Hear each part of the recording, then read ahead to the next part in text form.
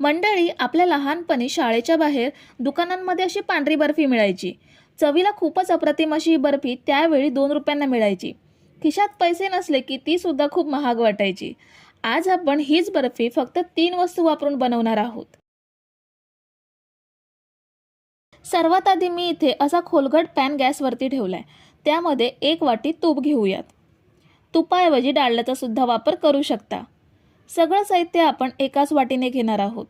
जर कपाने साहित्य घेणार असाल तर सगळं साहित्य कप मेजरमेंटनेच घ्यायचं आहे.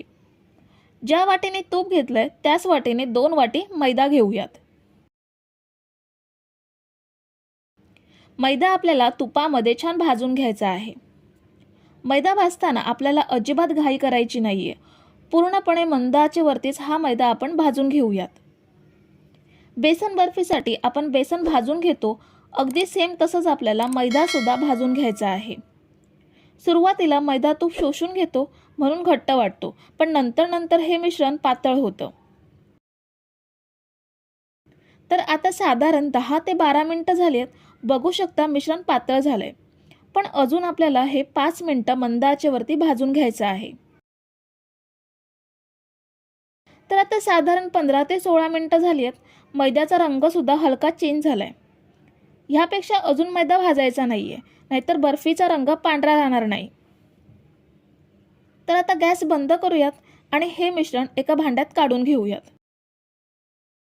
मिश्रण दुसऱ्या भांड्यात काढून घेणं गरजेचं आहे, कारण पॅनमध्येच राहिलं तर मिश्रणाचा रंग अजून गडद होऊ शकतो. तर आपण हे मिश्रण भांड्यात काढून घेतलंय. आता हे थंड करून घेऊयात. जसजसं हे मिश्रण थंड होत जातं तसं हे मिश्रण थोडं घट्ट होतं. अजून हे थोडं गरम आहे. हे कोमट होईपर्यंत आपण साखर मिक्सरला बारीक करून घेऊयात. मिक्सरच्या भांड्यात 1.5 वाटी साखर घेऊयात आणि ही साखर छान बारीक दळून घेऊयात. ही बघा, आपण साखर बारीक दळून घेतली. छान पावडर तयार झाली आहे. साखर मिक्सरला बारीक करेपर्यंत आपलं मिश्रण पण कोमट झालंय. आता यामध्ये अर्धा चमचा वेलची पावडर ॲड करूयात आणि बनवलेली पिठी साखर ॲड करूयात. पिठी साखर सगळी एकत्र मिसळली तर चांगली मिक्स होणार नाही, म्हणून थोडी थोडी मिसळूयात. अर्धी पिठी साखर आपण छान मिसळून घेतली आहे.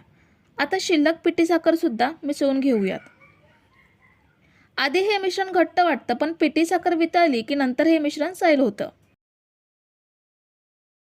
पिठी साखर छान मिक्स करून घेतली आहे. आता हे आपण सेट करून घेऊयात. मी इथे जो सोनपापडीचा डबा असतो तो घेतलाय.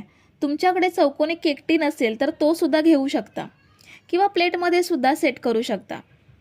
मी इथे बटर पेपर घेते. ह्याऐवजी डब्याला तूप सुद्धा लावून घेऊ शकता. आता हे मिश्रण डब्यामध्ये ओतूयात. चमच्याने सेट करून घेऊयात. प्लेन तळाच्या वाटीने सुद्धा हे सेट करू शकता. आता हा डबा अर्धा तास फ्रीजमध्ये ठेवूयात.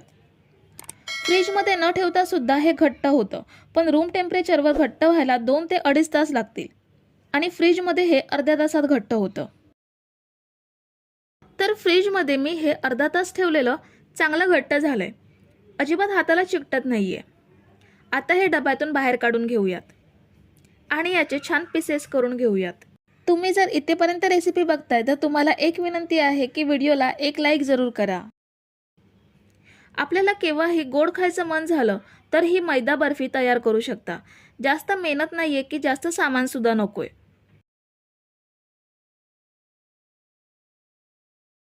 ही बघा किती मस्त बर्फी तयार झाली आहे. बाकीच्या वड्या पण आपण अशाच पाडून घेऊयात.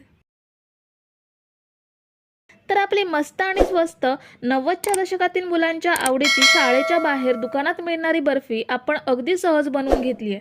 रेसिपी आवडली असेल तर मंडळी व्हिडिओला लाईक करा, तुमच्या मित्रमैत्रिणींना रेसिपी शेअर करा आणि बर्फी आवडली असेल तर कमेंट करून नक्की सांगा.